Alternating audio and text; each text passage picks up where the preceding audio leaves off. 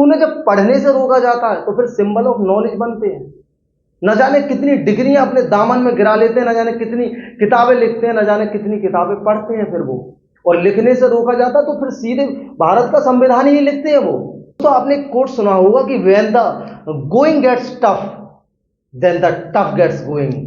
जब हालात कठिन हो जाते हैं तो बहुत मजबूत इंसान ही आगे बढ़ता है, या फिर दूसरे शब्दों में मैं कहूं कि जब हालात कठिन हो जाते हैं तो वे इंसान को और ज्यादा मजबूत बना देते हैं। और दूसरे कोण से देखो कि मजबूत आदमी ही कठिन हालातों में आगे बढ़ता है। और जब कठिन हालातों की बात हो, संघर्ष की बात हो, तो मैं तो यही चाहूंगा कि जाने अनजाने आपके जहन के आईने में बाबा साहब अंबेडकर की तस्वीर बन जाती होगी। क्यों?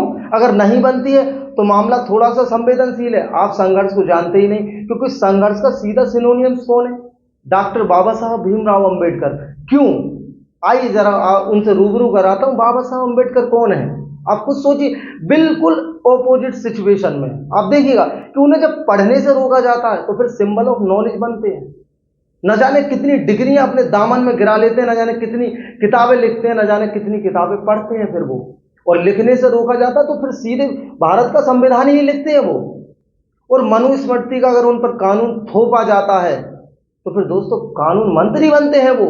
बिल्कुल देखिए, अपोजिट सिचुएशन हो, क्लास में जाने से उन्हें रोका जाता है तो हर क्लास में, हर स्कूल में और भारत के हर कार्यालय में उनकी तस्वीर नजर आती है। जाकर के आप देख सकते हैं। मैं तो यही कहूंगा उनके बारे में कि मैं कतरा होके भी तूफानों से जंग लेता हूं, मुझे बचाना समंदर की जिम्मेदारी है, और दुआ करो कि सलामत रहे मेरी हिम्मत, ये चराग कई आंधियों पे भारी है। और आपको पता ही है बाबा साहब अंबेडकर जैसे चराग न जाने कितनी आंधी और तूफानों पर भारी होते हैं। तो दोस्तों